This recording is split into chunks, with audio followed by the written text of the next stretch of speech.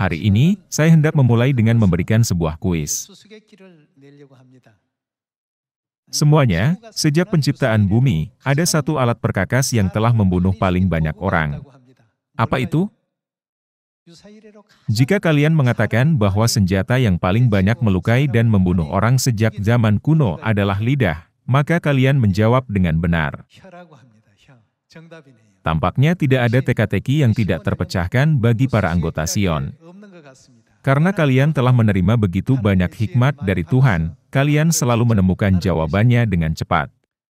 Sesungguhnya, lidahlah yang paling banyak membunuh manusia. Jadi, kita harus sangat berhati-hati dengan lidah kita, bukan? Bapa Sorgawi dan Ibu Sorgawi selalu mengajar kita untuk mengucapkan kata-kata yang bermanfaat bagi orang lain dan terus bersyukur. Jadi, hari ini, mari kita meluangkan waktu untuk mempelajari firman Tuhan dengan khotbah berjudul, "Orang akan menuai apa yang ditaburnya." Jika lidah adalah yang membunuh paling banyak orang, lalu, melalui apa, paling banyak orang dapat diselamatkan? Ya benar, itu akan menjadi lidah, jika digunakan dengan benar. Bukankah ada ungkapan, bahwa sesuatu bisa menjadi pedang bermata dua? Pertimbangkanlah alat seperti pisau. Jika disalahgunakan, hal ini dapat menyebabkan kerusakan yang besar bagi seseorang. Namun ketika digunakan dengan benar, itu menjadi alat berharga, yang dapat menyajikan makanan yang baik dan bergizi untuk keluarga. Jadi, ketika digunakan untuk tujuan positif, itu bisa dianggap sebagai alat yang sangat penting. Namun, jika digunakan dengan tidak benar, itu bisa berubah menjadi senjata yang menakutkan.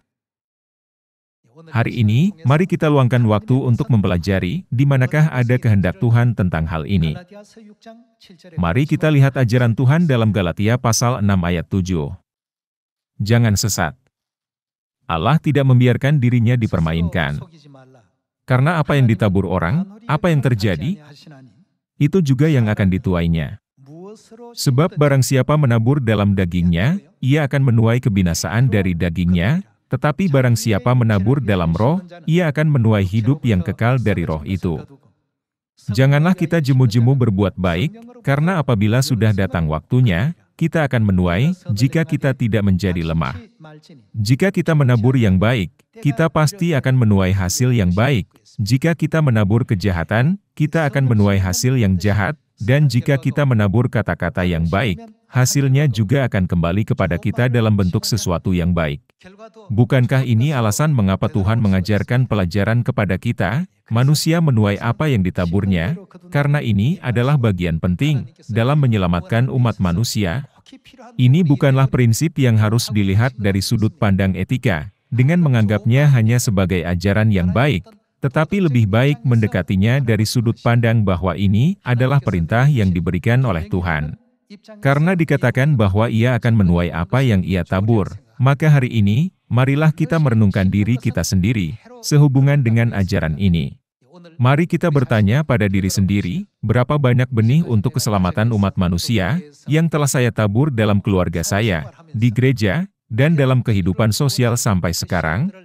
Ini adalah sesuatu yang perlu kita pertimbangkan.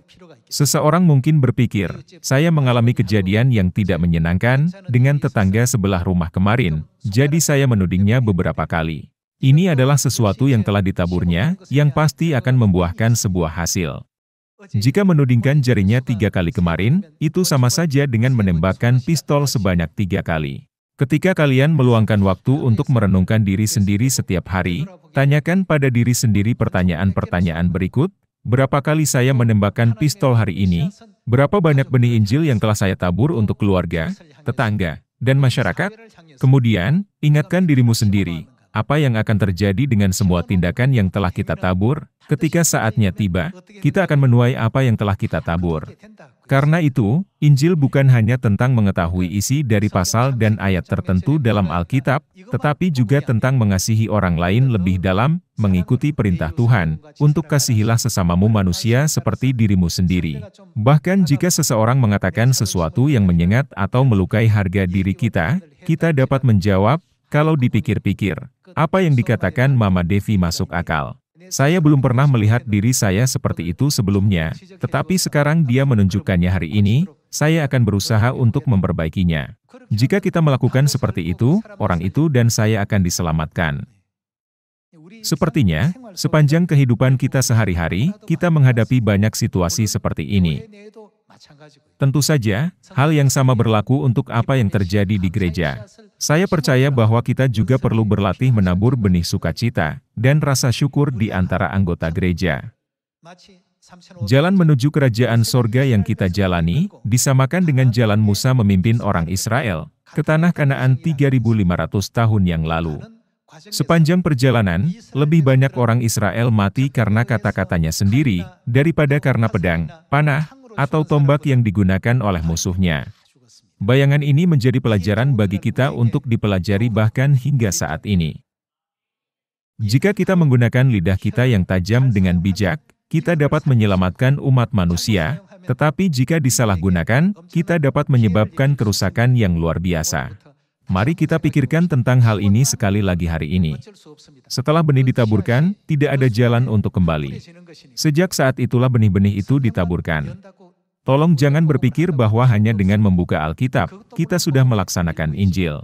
Tentu saja, itu adalah bagian dari Injil, tetapi kita menabur benih Injil ketika kita menerapkan ajaran Tuhan dalam kehidupan kita sehari-hari. Jika kita mematuhi semua ajaran Tuhan dalam kebenaran dan memenuhi peran yang dipercayakan kepada kita, tidak bisakah kita semua masuk surga? Jika Tuhan mengatakan hal itu bisa terjadi, maka kita semua bisa masuk ke kerajaan sorga. Beberapa orang bertanya, saya sering mengucapkan kata-kata kasar. Apakah saya masih memiliki kesempatan untuk masuk ke kerajaan sorga? Mari kita berhati-hati tentang ini mulai hari ini. Beberapa orang bertanya, saya menembakkan peluru rohani yang melukai orang lain setiap hari. Apakah saya masih bisa masuk sorga? Mari kita berhati-hati mulai hari ini. Mulai hari ini, mari kita ubah peluru-peluru itu menjadi benih-benih Injil. Kita harus menabur banyak benih kehidupan yang indah pada orang lain.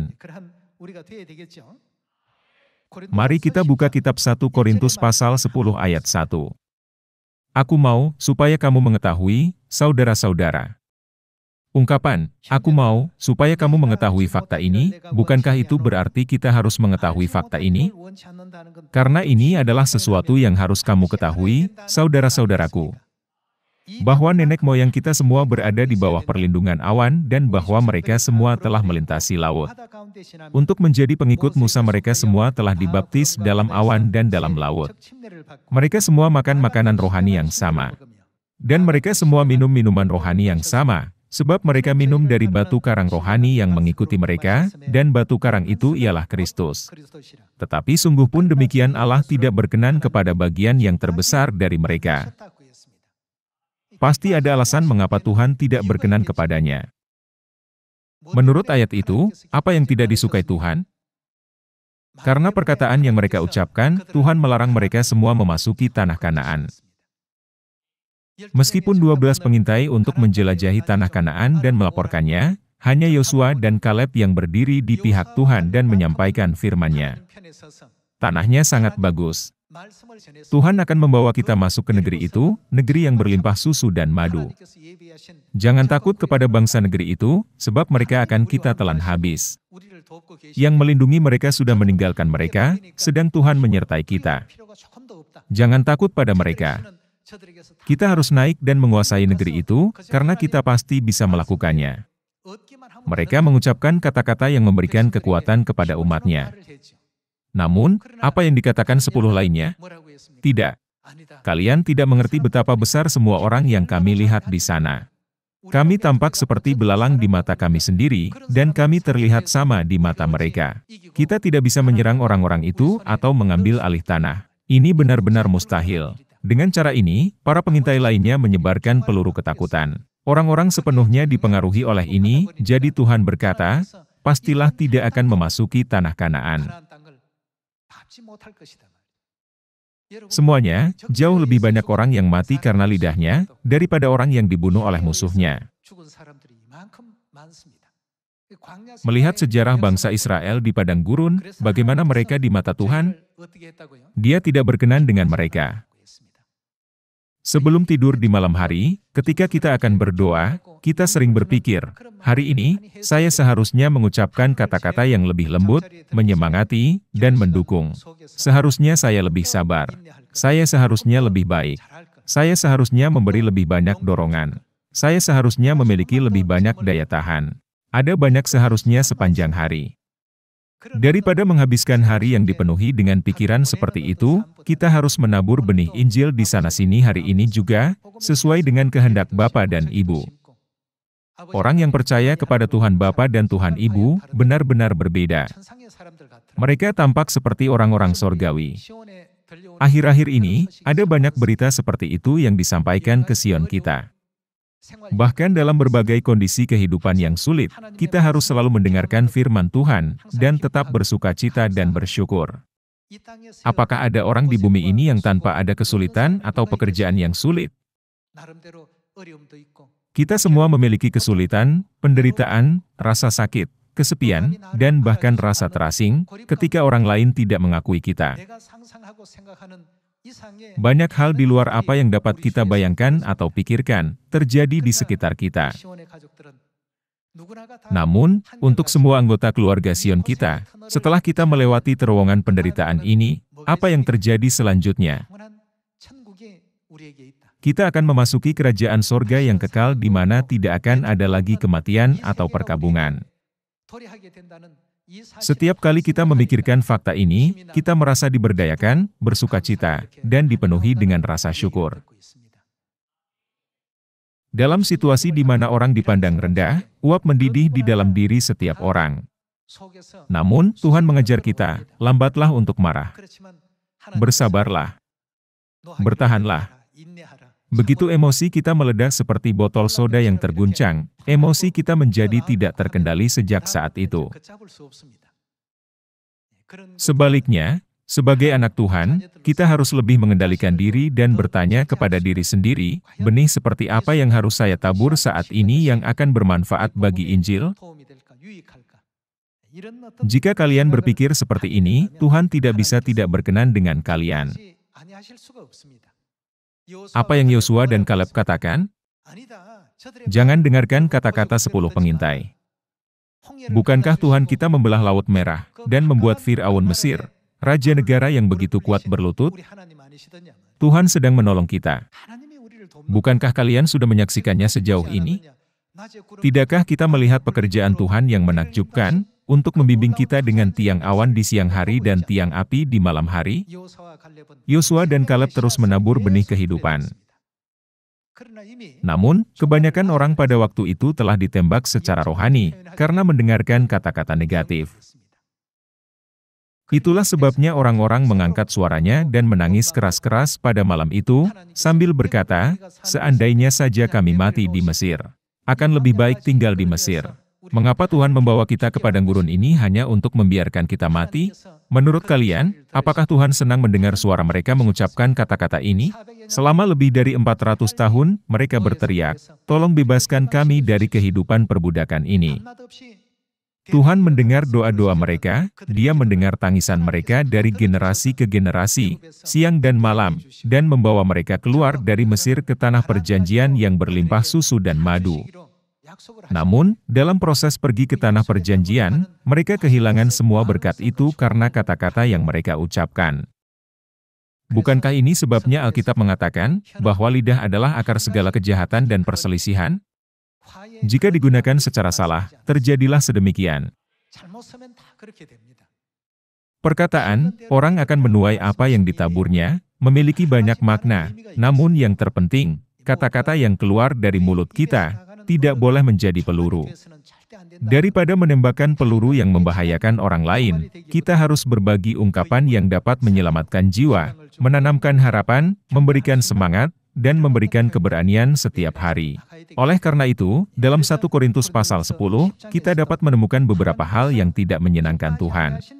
Ayat 7, dan supaya jangan kita menjadi penyembah-penyembah berhala, sama seperti beberapa orang dari mereka, seperti ada tertulis, Maka duduklah bangsa itu untuk makan dan minum, kemudian bangunlah mereka dan bersukaria.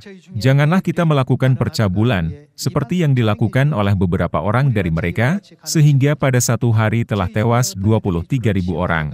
Dan janganlah kita mencobai Tuhan, seperti yang dilakukan oleh beberapa orang dari mereka, sehingga mereka mati dipagut ular.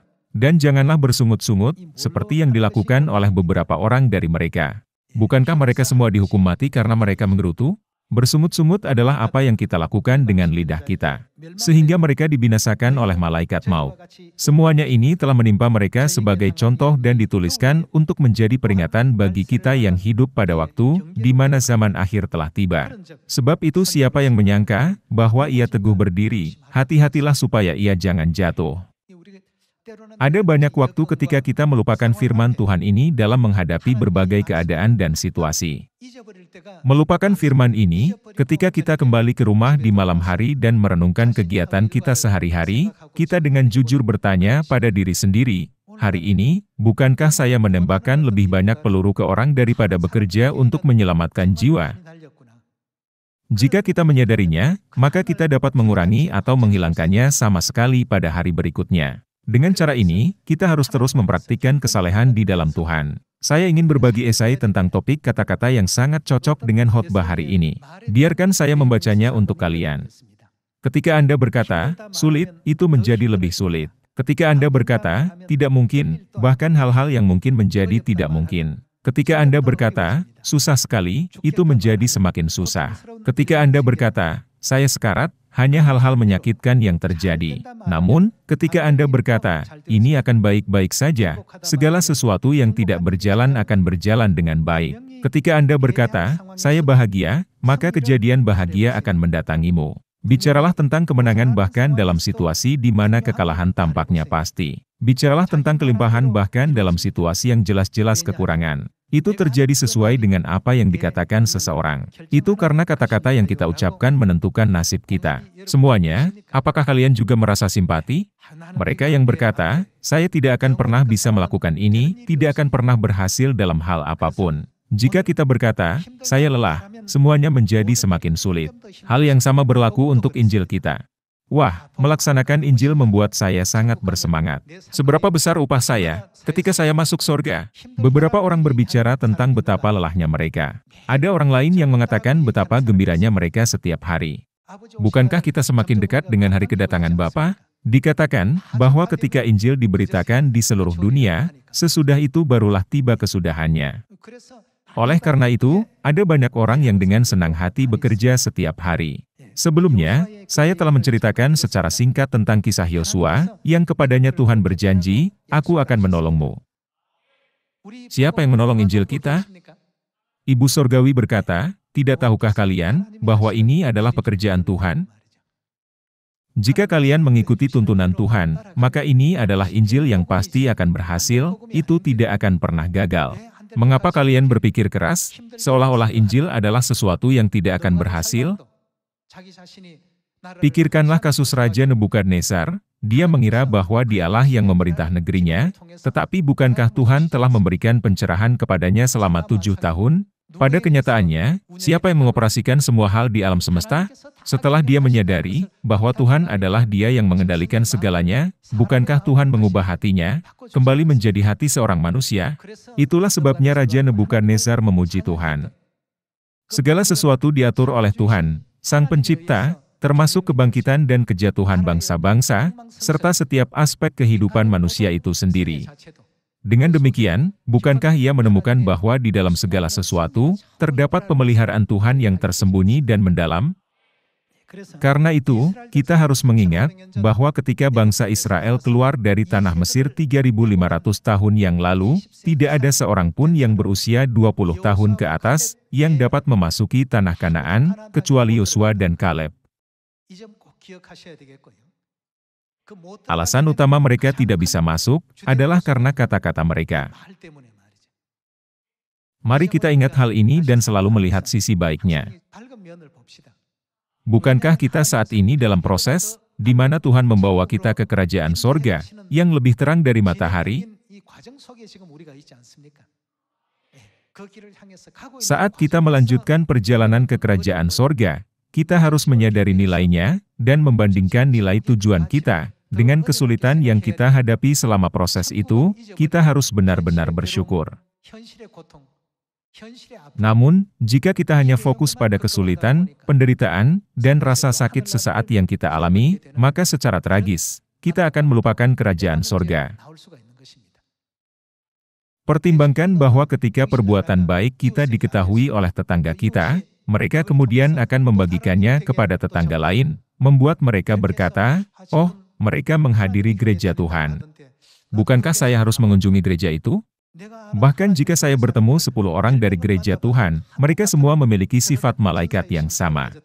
Apa sebenarnya yang mereka ajarkan yang membuat mereka semua cantik seperti ini? Ketika mereka datang, mereka menemukan ajaran Bapa yang penuh kasih dan ajaran Ibu yang indah. Saudara-saudari, setiap tindakan yang kita lakukan dalam kehidupan sehari-hari di luar juga merupakan bagian Injil. Jika kalian memiliki misi dalam hatimu, dengan berpikir, "Saya sekarang memberitakan Injil." Bahkan ketika kalian membuat sup sederhana di rumah, kalian akan dapat melakukannya dengan hati untuk Injil. Lalu, bagaimana Tuhan akan menanggapi apa yang kalian tabur? Tuhan berkata bahwa Ia pasti akan menuai apa yang Ia tabur. Seorang suami pergi ke restoran dan memesan sup untuk makan siang, dan merasa sup tersebut terlalu asin dan hambar dibandingkan dengan yang dibuat istrinya di rumah. Dia mungkin berpikir, "Ketika aku pulang kerja hari ini, aku mau membeli bunga, dan setidaknya mengucapkan terima kasih kepada istriku." Dia mungkin berkata kepada istrinya, "Aku minta maaf atas betapa cerobohnya aku memperlakukanmu selama ini. Aku juga harus pergi kemanapun kamu pergi." Dan dengan tekad itu, dia mungkin akhirnya mengunjungi gereja, dibaptis, dan menerima kebenaran. Semuanya, apa yang kalian anggap kehidupan di rumah, kehidupan dengan tetangga, dan kehidupan sosial, meskipun mungkin tampak seperti sesuatu yang tidak penting, itu semua adalah bagian Injil yang harus kita laksanakan. Jadi, kita harus ingat, pada saat ini, haruskah saya menembakkan peluru atau menabur benih Injil? Karena tugas ini diberikan kepada kita setiap saat, jika kita bertindak seperti Yosua dan Kaleb, mengingat Tuhan setiap saat, maka kita pasti akan melihat hasil yang positif. Tuhan tidak akan pernah membiarkan sesuatu menjadi sia-sia. Mari kita buka kitab 1 Samuel pasal 17 ayat 31. Ketika bangsa Israel terlibat dalam pertempuran melawan Goliat, semua tentara sangat ketakutan dan sangat tertekan olehnya. Semangat mereka sangat rendah, dan meskipun Goliat berbicara sembarangan tentang Tuhan, tidak ada yang menentangnya dalam situasi kritis ini. Mari kita lihat ayat 31. Terdengarlah kepada orang perkataan yang diucapkan oleh Daud, lalu diberitahukanlah kepada Saul. Dan Saul menyuruh memanggil dia. Berkatalah Daud kepada Saul, "Janganlah seseorang menjadi tawar hati karena dia, hambamu ini akan pergi melawan orang Filistin itu."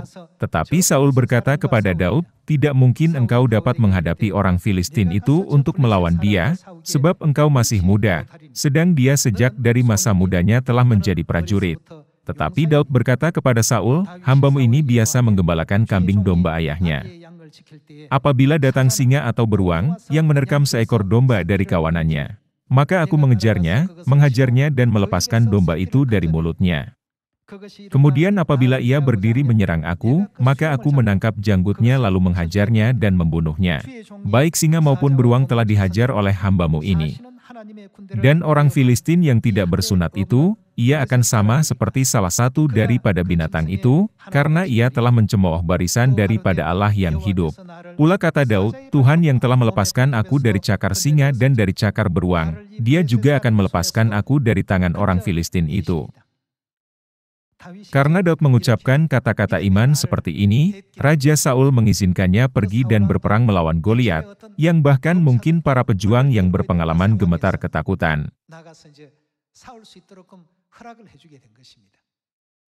Apa yang Daud katakan ketika dia menghadapi Goliat? Dia tidak membanggakan dirinya sendiri dengan mengatakan, "Keterampilanku dengan umban dan batu luar biasa. Aku telah melakukan ini selama bertahun-tahun. Aku pasti bisa mengalahkan orang sepertimu."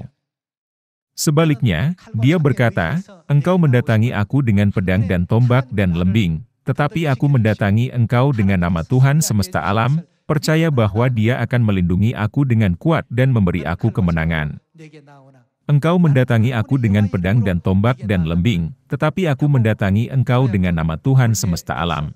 Mengatakan hal ini, dia memasukkan batu ke dalam umban dan memukul dahinya. Batu itu bisa saja sedikit miring dan membelok ke tempat lain, tetapi para malaikat mengarahkannya langsung ke dahinya. Bukankah Tuhan memastikan bahwa batu itu akan menghantam tepat di tempatnya? Juga, ketika Yosua menabur benih, berkata, mereka akan kita telan habis, sebagai hasilnya, dia memang menelan semua penduduk Yeriko, bukan? Daud berkata, aku mendatangi engkau dengan nama Tuhan semesta alam, dengan demikian, menyiapkan panggung untuk pertempuran antara Tuhan dan Goliat. Bukanlah Daud yang pergi dan menang. Siapa yang bisa menang dalam pertempuran itu? Dia tidak berkata, aku, Daud, datang melawanmu. Tetapi aku mendatangi engkau dengan nama Tuhan semesta alam. Betapa menyenangkannya anak muda ini di mata Tuhan. Dalam situasi di mana bahkan para pejuang dan jenderal yang berpengalaman dan tangguh dalam perang, merasa ketakutan sehingga mereka tidak dapat berbuat apa-apa, baik dari segi tubuh maupun pengalaman tempur, semuanya masih kurang. Tetapi kata-kata iman Daud inilah yang membuat Tuhan berkenan dan menggerakkannya. Karena Goliat juga ciptaan Tuhan, dia tidak akan pernah bisa melawan kuasa Tuhan yang mutlak. Pada akhirnya, ucapan tersebut membuahkan hasil yang luar biasa, yaitu menyelamatkan Israel keluar dari masa-masa sulit. Dalam kitab Roma pasal 15, Tuhan mengajar kita bahwa segala sesuatu yang tertulis di masa lalu, ditulis untuk mengajar kita. Melihat sejarah masa lalu, kita harus membuat pilihan yang bijaksana. Apakah kita akan menabur benih Injil atau menembakkan peluru yang akan menghancurkan umat manusia? Bukankah kita harus tetap mengingat fakta bahwa pilihan sesaat kita dapat mempengaruhi kekekalan? Mari kita lanjutkan dengan kitab Matius pasal 12. Mari kita lihat pasal 12 ayat 34. Hai kamu keturunan ular beluda, bagaimanakah kamu dapat mengucapkan hal-hal yang baik, sedangkan kamu sendiri jahat? Karena yang diucapkan mulut meluap dari hati. Orang yang baik mengeluarkan hal-hal yang baik dari perbendaharaannya yang baik, dan orang yang jahat mengeluarkan hal-hal yang jahat dari perbendaharaannya yang jahat. Tetapi aku berkata kepadamu, setiap kata sia-sia yang diucapkan orang harus dipertanggungjawabkannya pada hari penghakiman. Karena menurut ucapanmu engkau akan dibenarkan, dan menurut ucapanmu pula engkau akan dihukum. Apa yang harus kita lakukan dengan perkataan yang tertulis di sini? Injil sedang diberitakan oleh kasih karunia Tuhan ke seluruh dunia, di Samaria dan sampai ke ujung bumi. Jika begitu, kita juga perlu melakukan persiapan mulai sekarang. Orang Israel menyaksikan 10 tulah dan kuasa Tuhan yang menimpa Mesir, dan mengalami keajaiban Laut Merah. Mereka juga makan mana yang telah disediakan Tuhan bagi mereka dari sorga.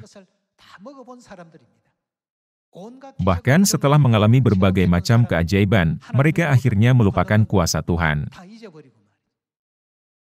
Di zaman ini, kita tidak boleh melupakan fakta bahwa Tuhan selalu menyertai kita. Kita tidak boleh lupa mengucapkan kata-kata yang penuh rasa syukur kepada Tuhan dalam segala situasi, kata-kata yang bermanfaat bagi orang lain, dan kata-kata yang memuliakan Tuhan.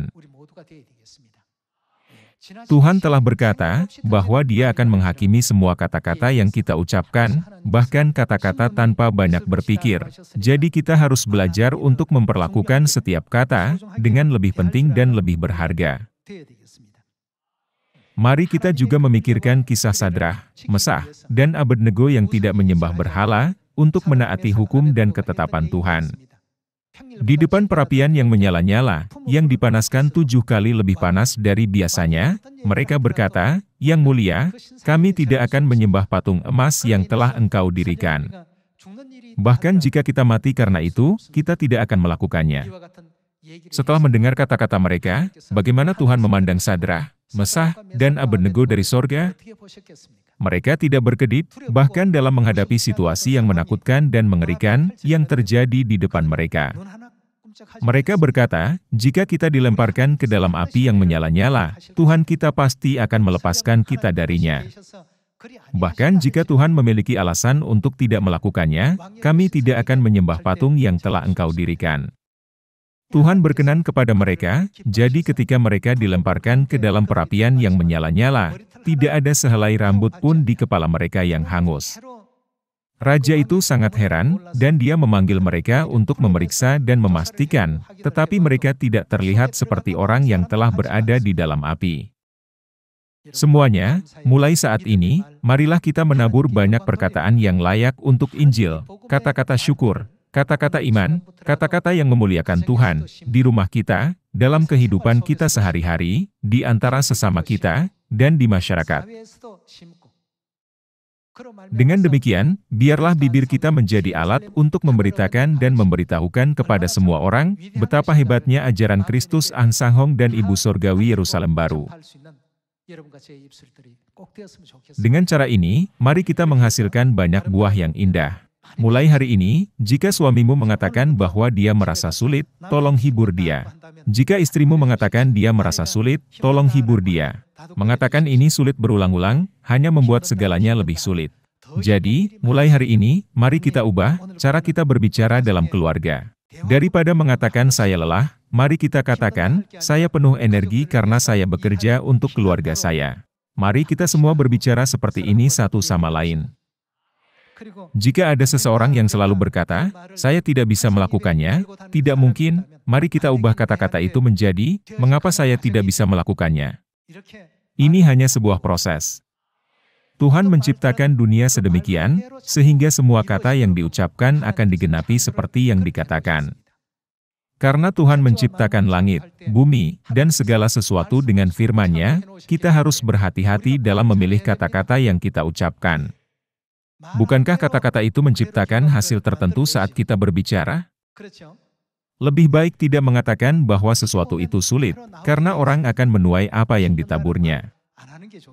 Mereka yang mengatakan sulit, akan mengatakan lebih sulit lagi keesokan harinya.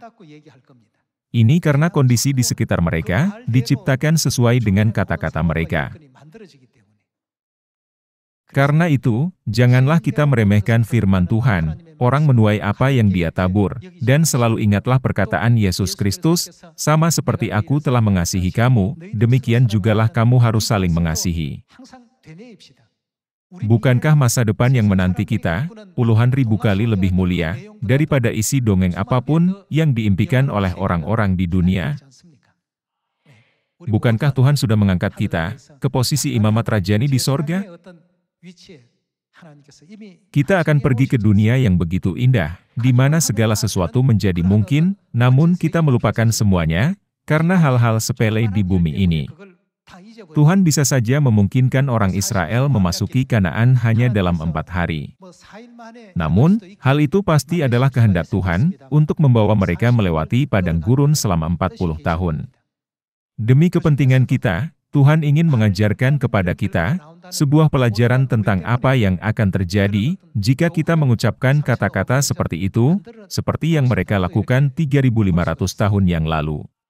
Dengan berpikir, setiap kata yang saya ucapkan hari ini adalah untuk Injil, marilah kita sering menggunakan kata-kata yang setia, seperti, Anda pasti bisa, berikanlah banyak dorongan, berikanlah penghiburan jika diperlukan, dan dengan murah hati berikanlah kata-kata dukungan jika diperlukan. Saya berharap semua anggota keluarga Sion kita akan dapat melakukannya. Harap diingat bahwa setiap kata yang kita ucapkan adalah benih Injil yang ditaburkan pada hari itu. Begitu kita menanamnya, kita mungkin tidak tahu apakah itu akan mekar besok atau lusa, tetapi tindakan menabur benih itu penting. Terlalu banyak benih lalang yang ditaburkan di dunia ini. Saya meminta kalian sekali lagi untuk melakukan segala upaya, sehingga lebih banyak benih firman Tuhan yang benar dapat ditaburkan. Dan semoga kita selalu kuat. Apakah kalian ingat firman Tuhan dalam Yesaya pasal 41? Aku akan menolongmu. Bukankah Tuhan menekankan hal ini? Dia berkata, aku pasti akan menolongmu. Dia berjanji bahwa Dia sendiri pasti akan menolong kita. Dalam perjalanan menuju kerajaan sorga yang penuh dengan dorongan dari Tuhan, marilah kita semua memiliki keberanian dan menjadi kuat, dengan mengingat bahwa Tuhan kitalah yang memimpin Injil. Berharap hari ini akan menjadi hari Sabat yang diberkati bagimu, saya hendak mengakhiri khotbah hari ini. Terima kasih banyak.